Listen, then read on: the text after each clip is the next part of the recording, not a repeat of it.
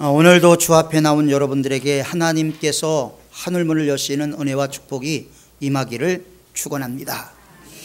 오늘은 종료주일입니다. 종료주일은 예수님께서 마지막 이제 예루살렘에 올라가셨을 때 사람들이 종료 가지를 흔들며 예수님을 환영을 해서 붙여진 이름입니다. 예수님이 예루살렘에 입성하실 때 왕처럼 입성을 하셨지요. 그러나 몇 날이 못 돼서 예수님은 죄인으로 십자가에 처형을 당하게 됩니다. 이 고난 때문에 예수님에 대해서 우리는 다시 생각하게 되는데, 왜 예수님께서 이 고난 앞에서 아무 말도 하지 않으셨을까? 우리는 생각을 해보게 됩니다. 예수님은 너무나 조용하시고 너무나 평안하고 너무나 침묵하는 모습으로 일관되어 있습니다. 수많은 사람들이 호산나, 주의 이름으로 오시는 이요 가장 높은 곳에서 호산나 이렇게 외쳤지만 예수님은 침묵을 하셨습니다. 사람들이 환영할 때도 시시각각으로 다가오는 죽음의 그림자가 가까이 왔을 때도 예수님은 침묵을 하셨습니다. 수많은 사람들의 거짓말 앞에서도 침묵을 하셨고, 빌라도의 질문 앞에서도 예수님은 침묵을 하셨습니다. 왜냐하면 예수님은 이미 십자가를 지실 것을 아셨기 때문에 십자가를 향해서 나가게 되는데, 예수님이 십자가를 지시고 예수님 분량의 십자가를 진 것처럼 하나님의 자녀인 우리들도 우리 분량의 십자가를 지고 예수님의 발자취를 따라가는 성도들이 되어야 하는 것입니다. 왜 예수님이 십자가에 못 박혀야만 했는가? 이것은 오래전부터 계획됐던 하나님의 구원 경영 안에 있는 것입니다. 하나님의 구원 경영 안에서 예수님은 십자가를 지지 않을 수가 없었고, 하나님과 우리 사이에 화목제물이 되게 되었던 것입니다. 그렇기 때문에 예수님은 누가 무슨 질문을 해도 침묵으로 일관하셨죠. 어떤 말씀에도 변명하지 않았습니다. 다만 인간의 죄를 속죄하는 속죄의 양으로서 끝까지 순종만 하셨을 뿐임은 우리는 성경을 통해서 볼 수가 있습니다. 주님은 당신의 죽음을 통해서 온 인류의 구원이 열리고 또 그 구원을 넘어서서 하나님의 축복이 임한다라는 것을 예수님은 멀리 내다보고 계셨던 것입니다. 그렇기 때문에 그 길이 힘들고 고달프고 눈물이 나고 고통스러워도 예수님께서는 감당을 하셨던 것입니다. 이렇게 예수님이 고통과 고난의 길을 홀로 가시는 동안 그 주변에 여러 사람들이 소란을 일으키고 있었지요. 구경을 나온 사람들이 있었습니다. 동정하는 여인들이 있었습니다. 비난하는 바리새인들이 있었습니다. 집행하는 로마 병정들도 있었습니다. 너무나 많은 사람들이 있었지만 특별히 몇몇 사람들은 우리의 기억 속에서 우리가 예수님을 어떻게 따라야 될 것인가 하는 것을 우리에게 알려주고 있습니다.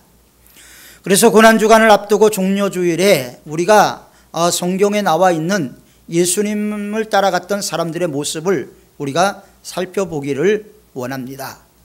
첫 번째로 구레네 사람 시몬이 있습니다. 아마 이 구레네 시몬은 유월절을 지키기 위해서 멀리서부터 여행을 온 여행자였던 것 같습니다.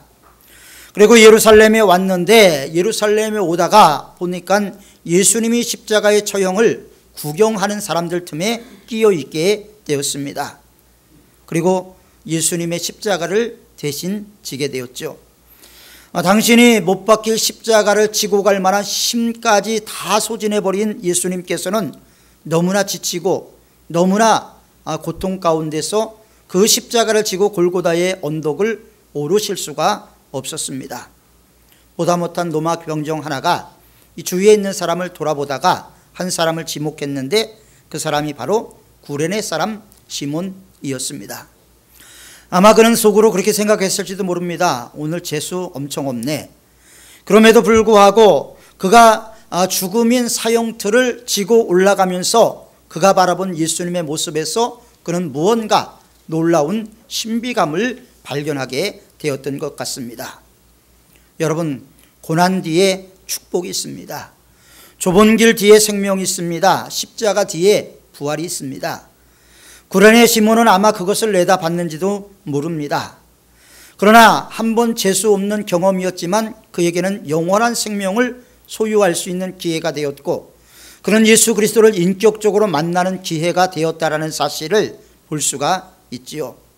결국 예수님의 구원의 은총을 가장 먼저 경험한 사람 중에 한 명이 되었습니다. 오늘 성경은 구레네 시몬을 소개하면서 알렉산더와 루포의 아버지라고 말합니다. 이 구레네 사람 시몬에게는 알렉산더라는 자녀가 있었고 루포라는 자녀가 있었습니다. 성경이 그의 자녀들까지 자세히 기록한 것을 보면 그가 아마 초대교회에서 기둥 같은 역할을 감당했던 것 같습니다. 이미 초대교회에 그의 이름이 알려져 있을 정도로 그의 믿음이 신실한 반열에 들어가 있었던 것 같습니다. 로마서 16장 13절에도 보면 주 안에서 택함을 입은 루포와 그의 어머니에게 문안하라. 바울은 그렇게 얘기하면서 그의 어머니는 내 어머니다 이렇게 이야기할 정도로 아주 친밀감이 있음을 바울도 말씀을 하고 있습니다. 구레네 시몬은 십자가를 졌지만 그 십자가를 지는 계기를 통해서 온 가족이 예수 그리스도를 믿는 기회가 되게 되었습니다. 고난의 길을 함께 걸어가는 동안 아마 구레네 시몬은 십자가를 지고 가면서 계속해서 힐끔힐끔 예수님의 모습을 살펴보았을 것입니다. 죽음의 현장에서도 초연했던 예수님의 모습을 보면서 그의 마음속에는 뭔가 감당할 수 없는 은혜를 느꼈을지도 모릅니다. 그리고 예수님을 주님으로 고백하고 그 가정까지 구원을 받는 엄청난 축복의 역사를 만들어 가고 있습니다. 때로 믿음은 우리에게 죽음을 명령하는 것 같지만 그 길이 곧 생명의 길이라는 것을 우리는 기억해야 할 것입니다. 때로는 좁은 길을 가야 되지만 그 길이 축복의 길임을 우리는 알아야 할 것입니다.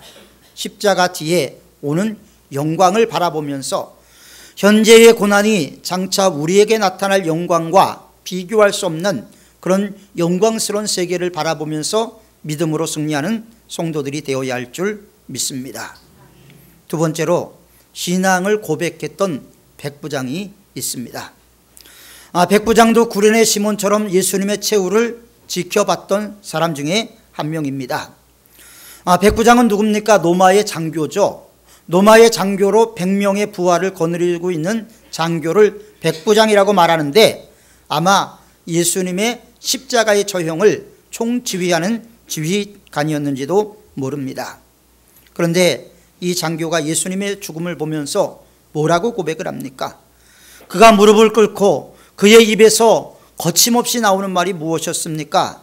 이 사람은 진실로 하나님의 아들이었도다.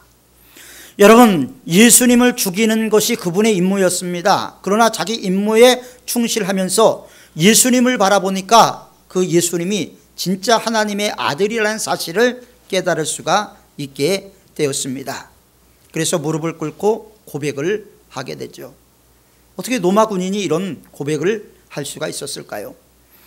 십자가의 도가 멸망하는 자들에게는 미련한 것이요 구원을 얻는 우리에게는 하나님의 능력이다. 이 말씀을 우리가 떠올릴 수가 있게 되는 것입니다.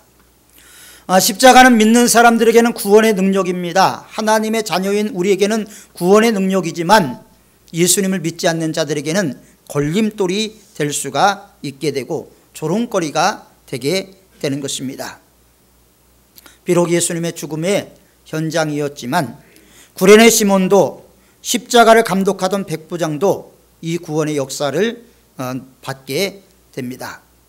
아마 이 백부장은 전승에 의하면 농기르스라고 알려져 있고 나중에 예수 그리스도를 믿는 것으로 알려져 있기도 합니다.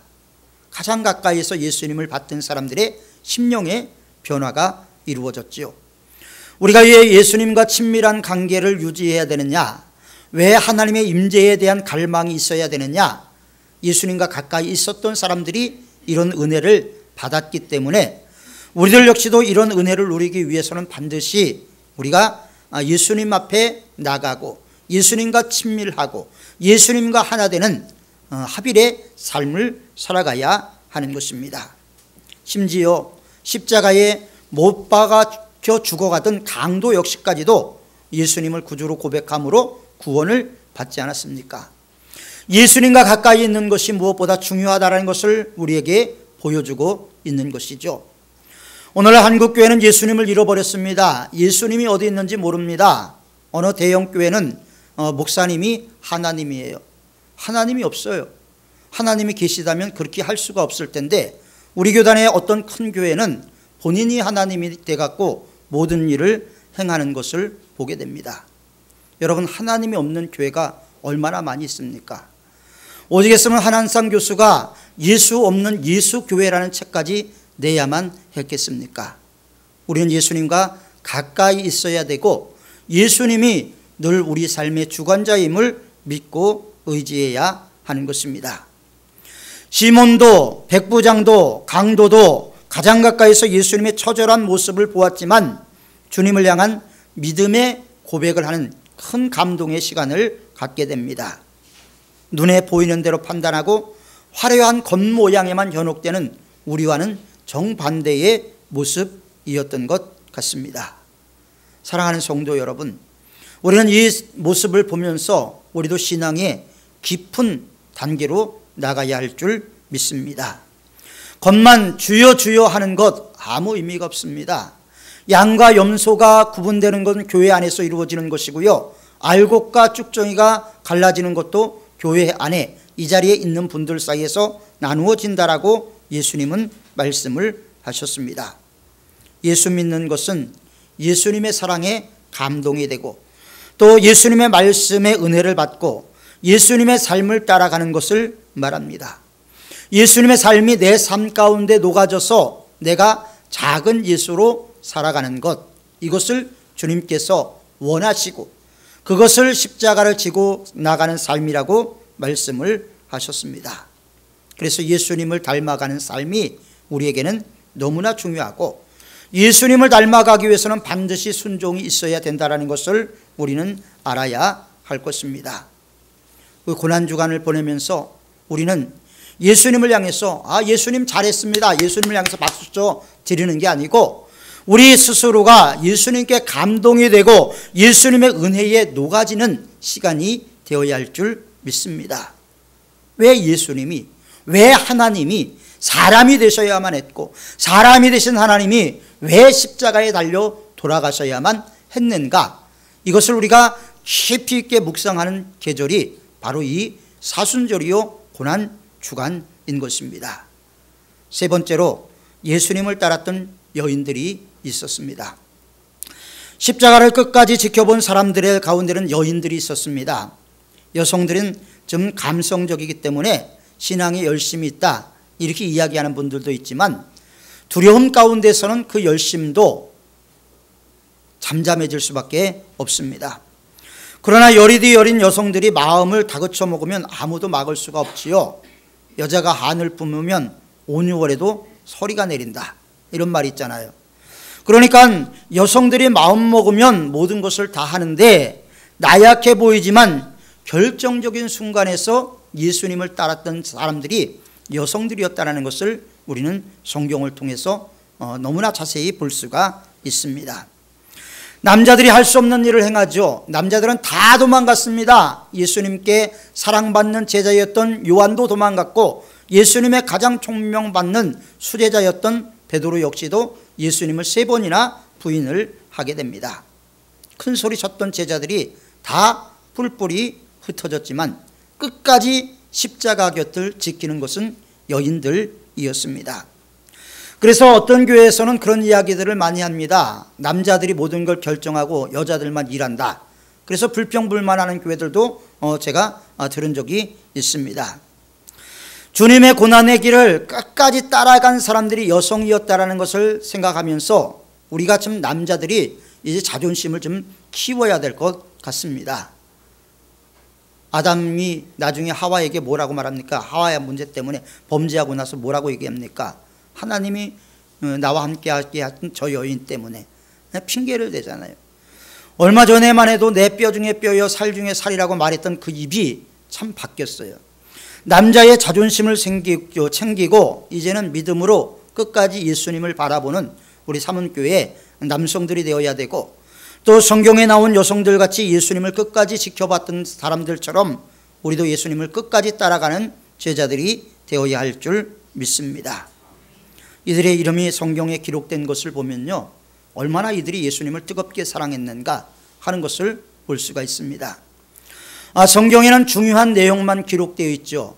우리가 부자와 나사로의 그 비유를 봐도 우리가 알 수 있는 것은 부자의 이름이 뭔지, 그가 어느 정도의 재산을 갖고 있는지는 알려져 있지 않습니다.